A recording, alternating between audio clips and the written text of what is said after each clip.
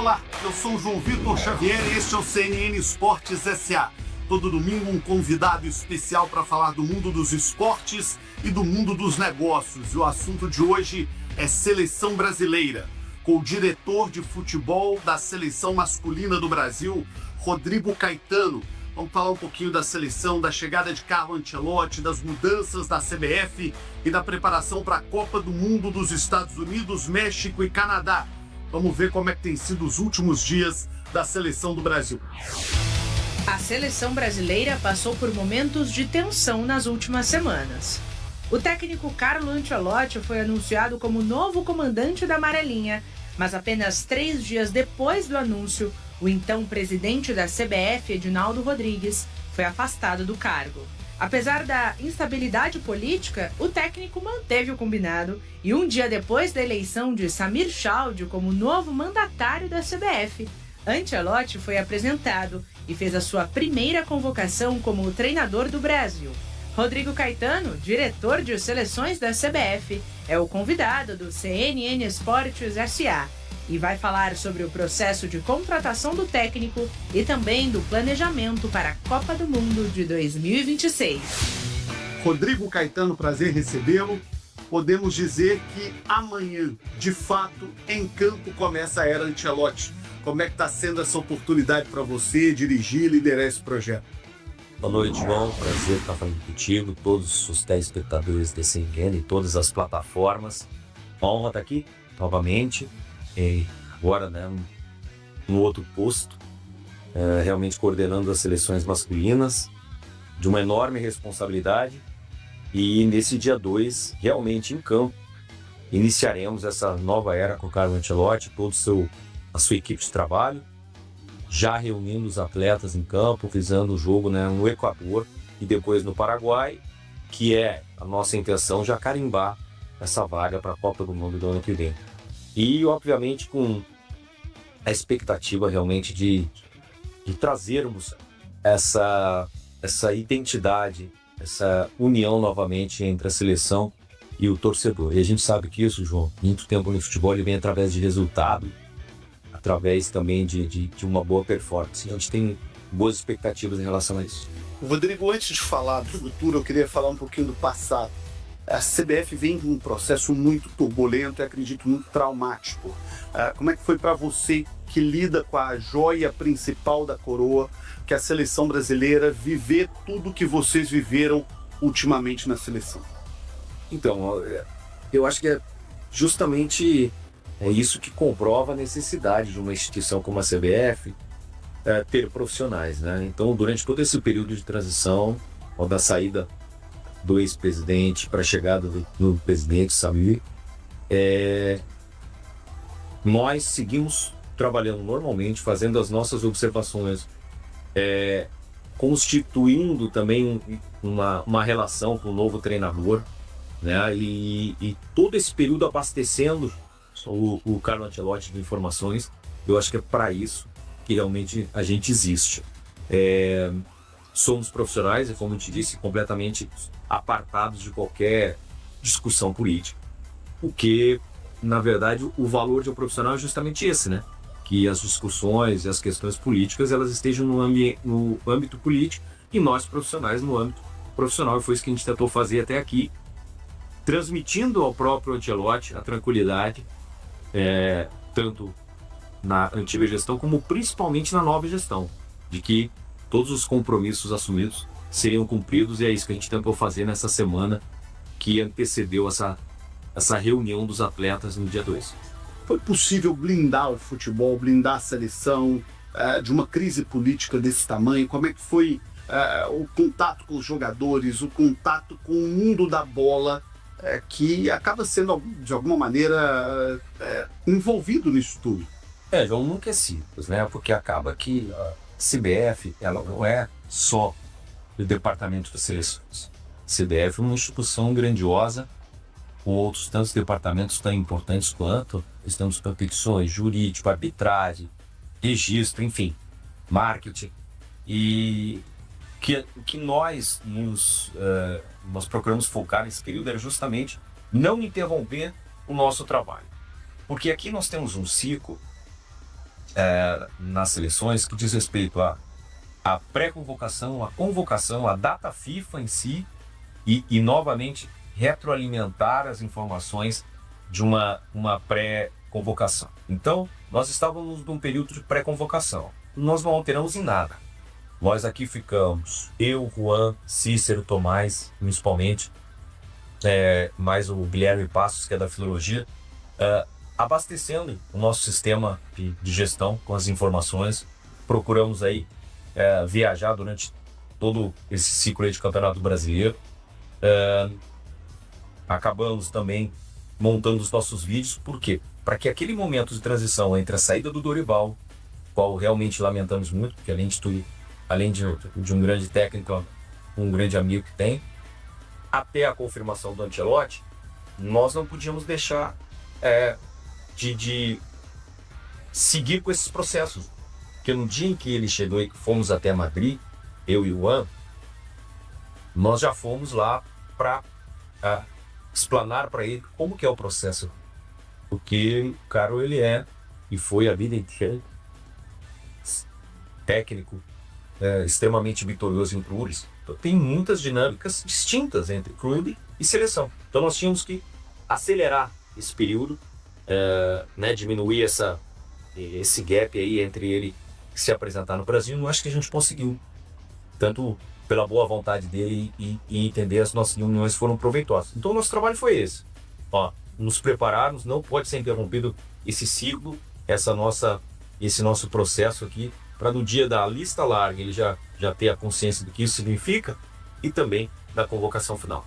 O Rodrigo, antes do Dorival, o nome era o Ancelotti. O Ancelotti não veio naquele momento, a CBF contratou um Dorival Júnior, e a partir do momento que ele saiu, volta a questão do Ancelotti. Como é que foi para refazer a conexão e reabrir o diálogo com o Ancelotti, que já tinha falado não para a seleção no passado? Bom, lembrando que a minha chegada aqui no departamento de seleções, ele se deu um mês após a chegada do Dorival. Então nós praticamente iniciamos esse ciclo juntos, né? Quando o presidente Edinaldo optou pela saída do Dorival e pela continuidade, não só minha, como de alguns outros profissionais, começou-se o debate em alguns nomes, né? E obviamente que naquele momento se via com muita dificuldade a questão, né, da vinda do Ancelotti. Então, realmente foi um processo que demandou tempo, né, e também estratégia para isso, mas eu acho que do final foi um final feliz, não que não tivéssemos outras opções. A gente sempre deixou claro que estávamos avaliando outros perfis, outros nomes para melhor tomada de decisão. Enfim, eu espero que tenha sido de um grande treinador. E, como eu disse, o nosso foco aqui foi um foco muito técnico, e justamente abastecer e informá-lo de tudo o que é o processo na seleção brasileira. Porque você aqui tem questões muito distintas de tudo. Primeiro que você se reúne nesse primeiro momento para 2 jogos. E no clube você tem vários, na maioria das vezes 3 jogos em uma seguinte. E você tem no dia a dia do treino, o contato com os atletas, certas especificidades que a gente, como profissionais aqui de mais de um ano de seleção, a gente abasteceu ele e ele comprou o projeto, e a gente está muito feliz com a chegada dele e principalmente pela forma como ele chega. E que vocês viram, ele chegou de forma extremamente empolgada, motivada e principalmente entendendo a responsabilidade, né, de terminar uma seleção brasileira. Era um sonho dele na sua carreira, uma carreira extremamente vitoriosa, e segundo ele faltava isso. Eu espero realmente que a gente tenha agora um ciclo que nos credencie a buscar essa 6ª estrela no Mundial de 2026. Qual foi o momento que você viu que deu o jogo? Você falou assim, o cara vai aceitar, o cara vai vir para cá. Qual foi a hora do estalo dessa negociação nesse processo com o Ancelotti? Na verdade, a gente foi designada para uma viagem, né, já com as partes já praticamente acertadas. Foi designado para uma viagem, como eu te disse, justamente para tratar de todos os demais detalhes em relação ao projeto esportivo. A parte de contrato foi tratada pelo ex-presidente de Exatamente. quanto ele ganharia, quais Isso, os tá. direitos. Claro que, mesmo em Madrid, que, né, em relação a esses detalhes todos aí, relacionados à parte comercial, obviamente que a gente acabou conduzindo aí na parte final justamente na questão de contratos, mas isso foi já, quando fomos para lá, isso já estava definido. Fomos para justamente alinhar as questões técnicas e de trabalho. E deve ter sido uma conversa muito importante do ponto de vista técnico, porque muitos jogadores do Brasil jogam na Europa, ele convive todo dia, vários até no time que ele dirigia, que era o Real Madrid, mas tem a realidade do futebol brasileiro, que inegavelmente é muito distante de quem vive no dia a dia do futebol europeu. Como é que foi essa conversa com o Ancelotti sobre o mercado brasileiro e sobre os jogadores aqui? Sim, João, ele conhece, ele acompanha, então ele sabe de tudo que acontece aqui. Nós debatemos os nomes todos da lista larga, explicamos o porquê da necessidade de você ter ali 55 nomes, porque dentre esses 55 nomes que ele vai poder escolher os 23, 24 atletas para compor a lista final, né? E mesmo aqueles que não foram chamados na lista essa dos 23, 24, eles só estarão aptos estando dentro da lista lá, né? Porque muitas vezes você perde um jogador de um jogo todo. Se formos lembrar, o número de baixas que muitas vezes passou desapercebido. Até em Copa do Mundo, né? Temos vários casos. Exatamente. Mas muita gente passou desapercebido que o jogo contra a Colômbia para o jogo contra a Argentina nós tivemos quase 6 mudanças. Muitas por necessidade. Foi cartão, lesão, enfim. Mudou mais de 50% da equipe. Os caras estão no fim de temporada na Europa. Então, a gente precisava abastecer ele de opções. Olha, e aí fizemos debates lá juntamente com o corpo técnico dele, que é extremamente capacitado também. Cruzamos informações e aí finalizamos a lista larga e depois, consequentemente, aí a decisão dele e do corpo técnico, os escolhidos nesses 2 jogos das eliminatórias. Rodrigo, eu falei agora há pouco sobre essa relação que o Ancelotti tem com os jogadores brasileiros, né? O Real Madrid tem uma série de jogadores do Brasil. Você tem ali Vinícius Júnior, você tem Rodrigo, você tem Militão. O futebol da Espanha tem vários. O Rafinha, que é um grande nome da seleção do Barcelona, e por aí vai. Creio que isso será um grande facilitador para a adaptação para o dia a dia dele aqui. Não tenho a menor dúvida disso. Como ele é um técnico que percorreu e venceu em várias ligas, mais ainda, porque ele tem a facilidade da busca da informação. Nesse mesmo dia, que nós passamos nesses 2 dias meio que imersos assim, nas reuniões durante o tempo, vários contatos ele fez com técnicos, com pessoas de outras ligas, perguntando como que estava determinado atleta, enfim, atletas brasileiros, por óbvio, e como que estava a performance dele. E, consequentemente, nós já abastecemos com o nosso sistema com todas as imagens, né, com todas as plataformas que a CBF disponibiliza para ele ter essas imagens on time. E foi mais ou menos isso, foram reuniões de trabalho, eu acho que foram extremamente proveitosas, como eu disse, para um dia que ele chegou aqui, ele já ter uma noção exata de como que as coisas funcionam e quais as informações que estão disponíveis para ele. Rodrigo, eu tive a oportunidade de conviver de maneira muito breve com o Ancelotti em 2 decisões recentes de Liga dos Campeões da Europa, acompanhando os treinamentos, a apresentação do estádio, as entrevistas coletivas. E ele me passou uma imagem daquele técnico paizão. E falo isso no sentido mais positivo do verbo pai, que é a mistura de um respeito muito grande, de uma autoridade muito grande, de uma presença muito impactante, mas também de um afeto muito grande dos jogadores para com ele. Queria que você me falasse qual foi a sua primeira impressão nesse contato de um cara que, nos poucos momentos que eu tive com ele, repito, me passou uma imagem de um cara muito simpático, muito agradável e muito bom de dormir. Exatamente isso. E que não é essa relação interpessoal para ele, não é só com os atletas, é com todo o grupo de trabalho. Todas as pessoas aí se impressionaram positivamente em relação a isso. Porque é um cara muito grande, com muitas conquistas, mas o nível de humildade dele não deixa o fato dele ter a autoridade, como você disse, né? Uma coisa é ele proteger os atletas publicamente, enfim, mas ao mesmo tempo tem a cobrança do jeito dele e a forma dele ver futebol também. Então, não se resume somente na relação dele para com os atletas, mas sim com o todo. Então isso facilita sobremaneira. Eu costumo dizer assim, gente no meio da gíria do futebol, João, que normalmente o cara que é bom, o cara que é grande, esse normalmente é o mais humilde e o mais simples, né? Às vezes, aqueles que muitas vezes não estão no topo da cadeia é que às vezes nos causam problemas. E o Ancelotti é um exemplo disso. Por todas as conquistas dele, é um cidadão, além do grande profissional, um cidadão na secção palavra. Você acha que a partir de amanhã muda também a relação com o atleta? A chegada de um cara do tamanho do Ancelotti, você foi jogador, você deve ter tido técnicos menos famosos, técnicos mais famosos, você trabalhou em muitos clubes com técnicos da ponta do futebol. Na hora que o cara chegar ali no vestiário, muda também para o jogador a possibilidade de um, nem diria olhar de igual para igual, é um olhar de um cara que talvez seja maior do que praticamente todo jogador da seleção.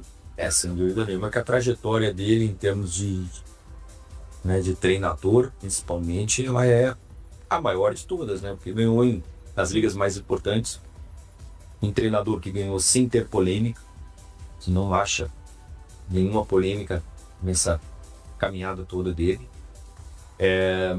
Ao falar isso, não estou nem diminuindo, nem tampouco esquecendo dos demais técnicos, principalmente os técnicos brasileiros, porque a gente tem que cuidar o que fala. Nós estamos aqui falando do tamanho, da importância do Ancelotti, mas não é em comparação ou em detrimento de qualquer outro. Como eu disse desde o início, o Dorival que iniciou, se nós pegarmos aí, teve a passagem do Fernando, logo depois teve também o Ramon como um interino, e depois o Dorival, que atingiu uma pontuação para essa mesma seleção, que permite agora o Ancelotti carimbar a passagem da seleção brasileira para a próxima Copa. Então, realmente a gente tem que tomar cuidado, porque, na minha visão, o Dorival também merece esse reconhecimento que foi o antecessor. Em relação a ele, não resta a menor dúvida que é um treinador mais vencedor. Às vezes não, com alguns atletas que estão nessa seleção, que já trabalharam com ele, eu acho que isso também. Então, tenho muitas esperanças que esse convívio aí vai dividir a responsabilidade de todo mundo e a probabilidade de resultado positivo lá no final, né? Ô Rodrigo, eu nunca vi nada parecido na história do futebol. O Brasil anunciou um técnico num dia, 48 horas depois o presidente que anunciou esse técnico estava afastado da CBF, começava um novo processo que levou à eleição do novo presidente.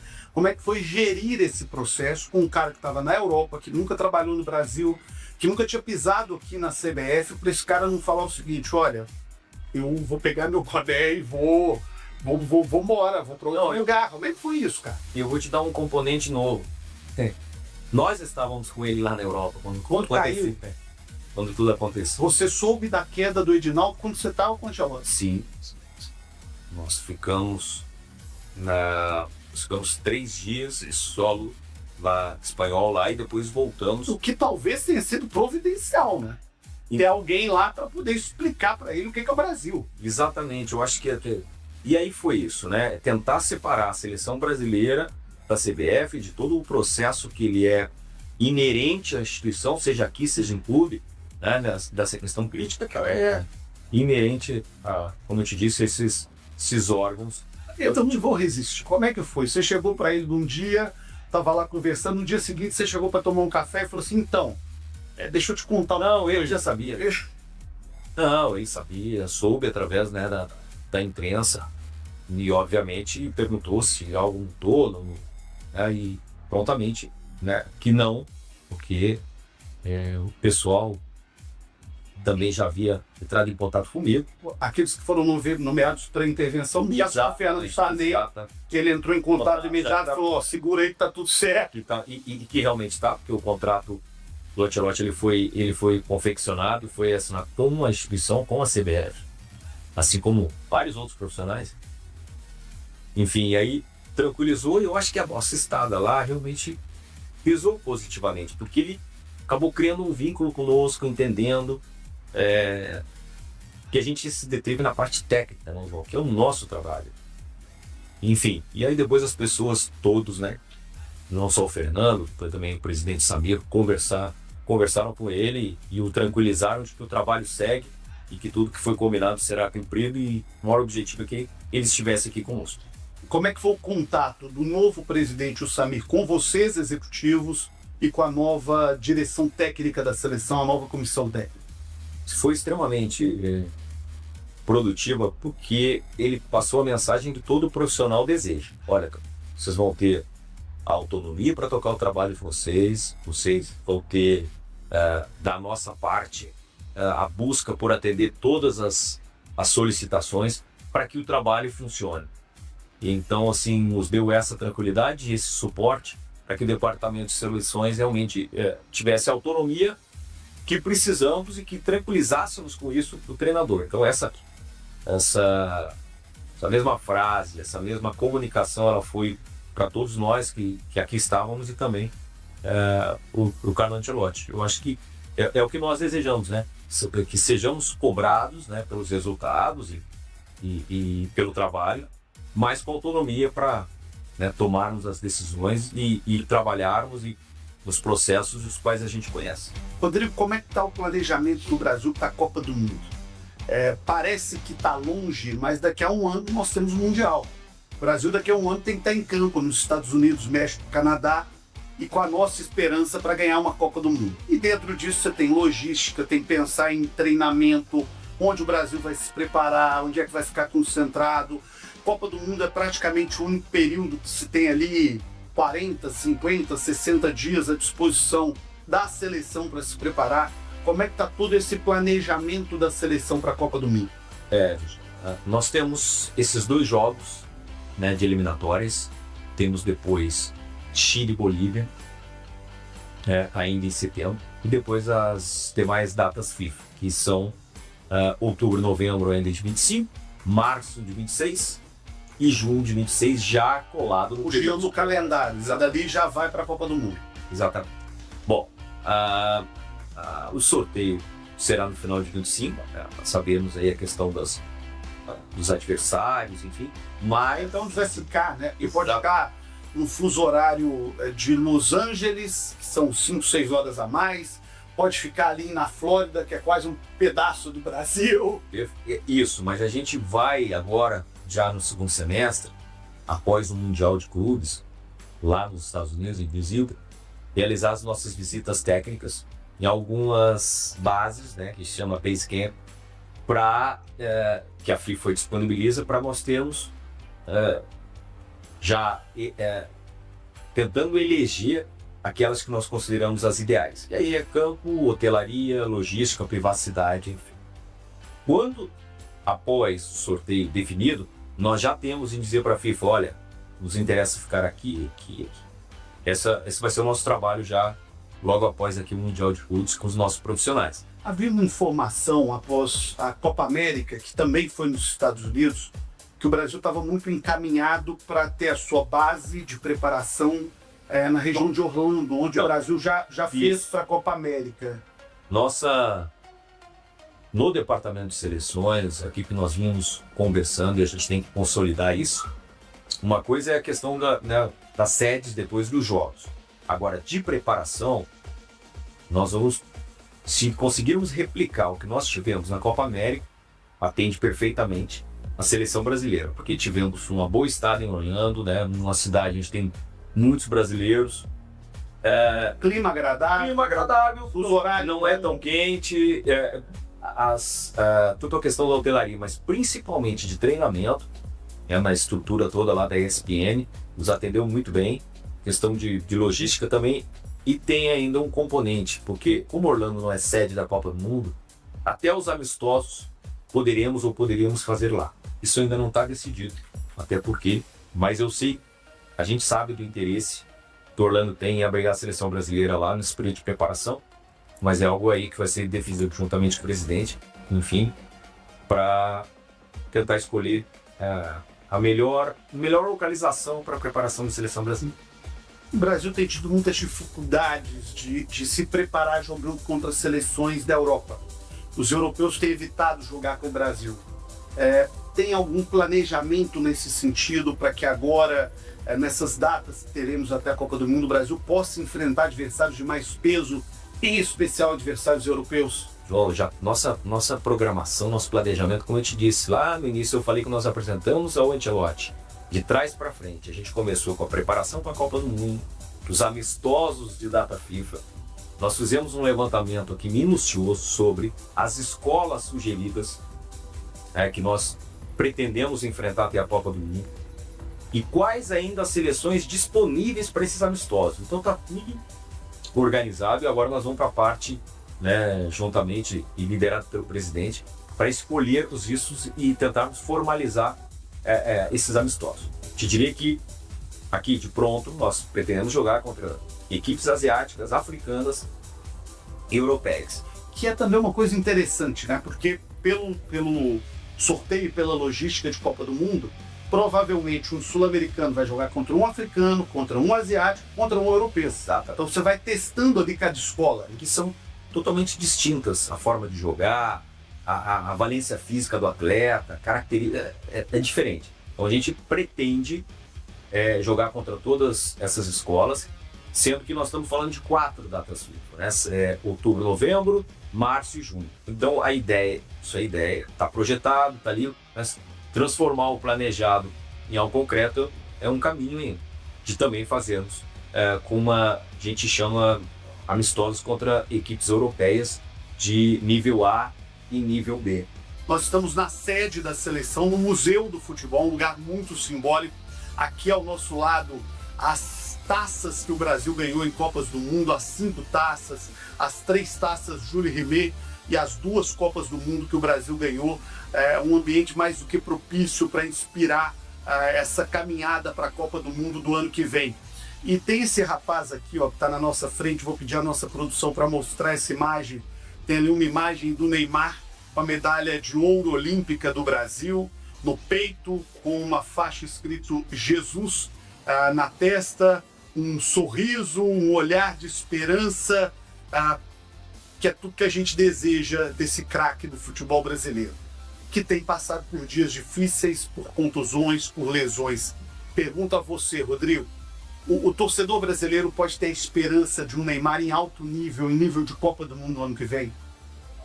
Bom, eu tenho, Ancelotti tem, todo o corpo técnico tem, tenho a absoluta certeza que boa parte, maioria dos torcedores brasileiros também tem.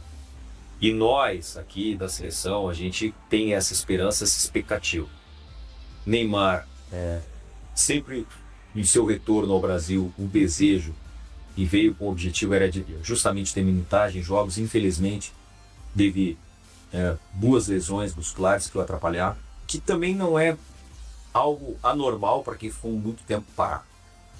Mas eu tenho absoluta certeza que ele botou como objetivo de vida, estar na Copa do Mundo. E ele, é o que a gente espera, vai pagar esse preço para estar lá na melhor forma possível, não resta a menor dúvida, porque ele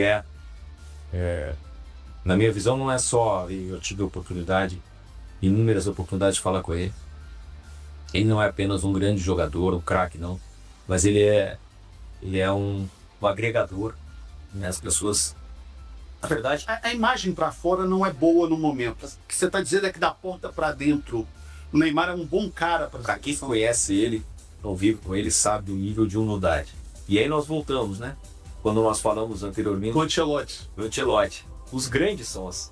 Mas nós estamos num país que as pessoas julgam o tempo todo, isso é assim mesmo, a gente tem que respeitar. Tem os que gostam e os que não gostam, mas muito mais gente gosta. E eu tenho certeza, como eu disse, que ele vai pagar o preço para chegar dentro. O Luxemburgo teve aqui no CNN Esportes SA e ele falou algo que me chamou a atenção. Ele disse o seguinte: olha, não sei quem será o técnico da seleção, mas talvez seja o momento de alguém ter uma conversa olho no olho com o Neymar e dizer o seguinte: Neymar, conto com você, espero muito de você, mas vamos juntos, você tem que focar, você tem que fechar, você tem que esquecer o mundo, você tem que se preparar para uma Copa do Mundo. Vocês pretendem ter essa conversa com o Neymar? Você conversou sobre isso com o Ancelotti? Como é que é o planejamento desse diálogo da seleção com o Neymar? Então é nesse sentido, porque assim, o Neymar não pode ser e não será somente uma esperança, e sim a realidade de estar aqui. O Luxemburgo, por exemplo, desculpa te interromper, mas o Luxemburgo, por exemplo, me disse o seguinte: eu faria qualquer coisa que pudesse para ter o Neymar em alto nível, porque ele, o Luxemburgo, entende que é o cara, apesar de todos os talentos que a seleção tem, que é o cara que pode fazer a diferença para ganhar uma Copa. Mas o Vanderlei tem razão. Ele é um profundo conhecedor de futebol, ele sabe o que ele está dizendo e ele conhece bem também o Neymar. E o Ancelotti certamente vai ter essa conversa. E no momento ideal, se é que já não teve, tem coisas que ficam entre nós, mas Neymar sabe da importância dele e do recado foi dado. E ele sabe também a importância que tem ele chegar bem. Ô Rodrigo, se a gente pegar na história, há 23 anos a situação do Ronaldo talvez fosse muito pior do que a do Neymar. O Ronaldo vinha daquela cena duríssima do joelho estourando, jogando pela Inter de Milão, aquele momento catastrófico da carreira do Ronaldo. Muito mais inverno do início da Copa do Mundo que agora. Exatamente. E ali foi feito um trabalho, partiu do Ronaldo, com a sua fisioterapia, fisiologia, mas que a CBF participou muito, que o Filipão acreditou muito. Existe um projeto especial sendo pensado ou já sendo executado para o Neymar? Bom, primeiro que nós temos um protocolo de um contato direto com todos os clubes de todos os atletas convocados. Isso é constante, em cima daquele processo que eu te expliquei, que a gente passou inclusive para o Ancelotti. Então nós temos todas as informações on time o tempo todo, e esse acompanhamento. Quanto mais se aproxima a Copa do Mundo, isso se intensifica. E aí muito provavelmente a gente vai montar aí um plano de trabalho para ter uma aproximação ainda maior para aqueles que carecem desse tipo de acompanhamento, ou que está voltando de lesão há muito tempo, ou que teve menos minutagem, por exemplo. Durante esse um ano que eu estou aqui, tivemos um acompanhamento muito próximo do Richarlison, por exemplo, que foi também vem com uma sequência grande de lesões. E um jogador importantíssimo, né? Foi muito bem na última Copa do Mundo. E lá naqueles amistosos contra Inglaterra e Espanha, nos primeiros jogos do Dorival, ele foi convocado e nem conseguiu jogar. Então ali ele teve mas ele não deixou de ser importante. Não deixamos de ter o contato diário, a nossa fisiologia o tempo todo, porque existe essa troca. Eles também, os clubes nos abastecem de qual a carga que o atleta vem fazendo, que tipo de trabalho. Então, e aí eu acho que é prudente e necessário que agora, em faltando um ano, tenhamos ali aqueles que nós vamos ter que ter uma proximidade maior e Neymar, obviamente. Assim. Quando a gente pega Rafinha, Rodrigo, Vinícius Júnior, Neymar, se estiver bem aquele Neymar que a gente conhece, nenhuma seleção do mundo tem esse talento individual reunido, na minha opinião. Tanto que mais me assusta é o seguinte, Rodrigo, é muito talento e a seleção ainda não conseguiu jogar, refletir tudo que esse talento individual apresenta. E a descrença com a seleção por parte do torcedor é grande. Como é que vocês vão fazer para trazer esse torcedor para perto, para dar aquele carinho, para acreditar pro torcedor? Você disse uma frase aqui, olha, tal dia, tal momento, o Ancelotti comprou o projeto da seleção. Como é que nós vamos fazer para o torcedor comprar o projeto da seleção e comprar essa rapaziada talentosa? Então, João, uma coisa que não vai mudar nunca no futebol é realmente o resultado. Se a seleção se impor perante os seus adversários, o torcedor ganha junto. Se conseguir resultado e também evoluir de performance, bom, é o que a gente deseja. Mas uma coisa que vale como reflexão e que esse somatório de talento, sim, e essa diversidade, melhor dizendo, de talentos, ela também faz que muitas vezes os próprios nomes e lesões acabem modificando a formação da seleção. Eu acho que às vezes isso também prejudica. Porque se formos analisar em outras décadas interpassadas, quase todo mundo sabia a escalação da seleção, ela mudava uma ou duas peças. Eu acho que é isso, essa questão da identificação do torcedor com a seleção, ela obrigatoriamente vai acontecer nessa reta final de preparação para a Copa do Mundo, e as definições vão acontecer, não tem jeito. Na época de eliminatória, de amistosos, o objetivo também é testar, o objetivo também é oportunizar todos. Esse é o papel da seleção e do treinador também.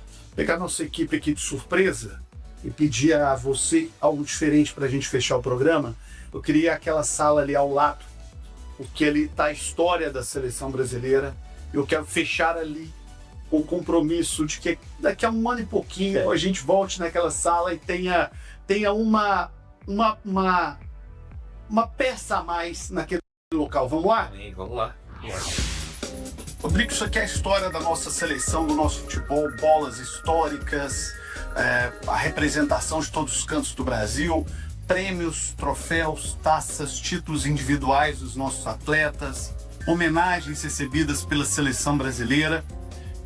Estou te trazendo aqui para que isso te traga uma grande inspiração para o ano que vem, junto com o Ancelotti, com os jogadores da seleção brasileira, e que no ano que vem esse museu aqui precise ser ampliado com a história do título mundial da seleção brasileira.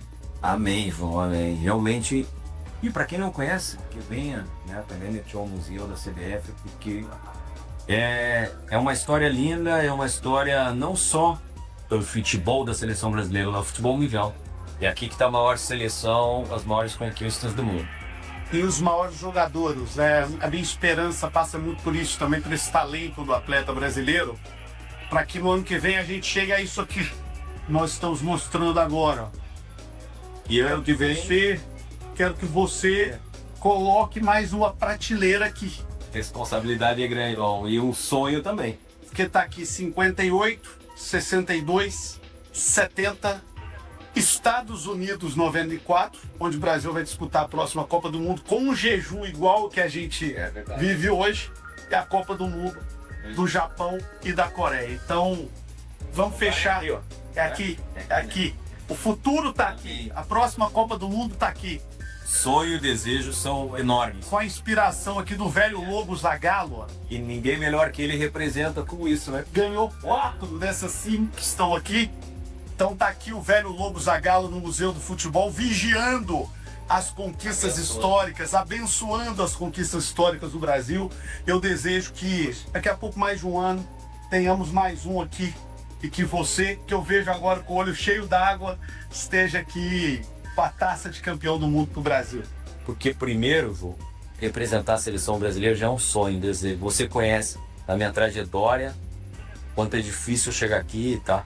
Realmente com essas lendas aí, né? A lembrança, a inspiração. Então, a responsabilidade, como eu te disse, é gigante. Mas o sonho também. Eu também fui criança, eu também acompanhei isso. E hoje poder estar aqui junto, grandes atletas e grandes profissionais como o ser uma honra muito grande. Vamos ver que trabalhar muito para Deus nos abençoar, quem sabe colocar mais um pedestal. Tá guardado o lugar pro título do Brasil. Obrigado, meu querido. Obrigado. Parabéns. Rodrigo Caetano, diretor de seleções do Brasil, nosso convidado mais que especial nesse lugar extraordinário. Isso aqui é a nossa história e eu torço muito para que o Brasil busque mais uma dessas no ano que vem. Esse foi o CNN Esportes SA de hoje, aqui do Museu da Seleção Brasileira, na esperança de mais um título mundial para o Brasil, no oferecimento de Gerdau. O futuro, o futuro se molda e o futuro é mais um título do Brasil.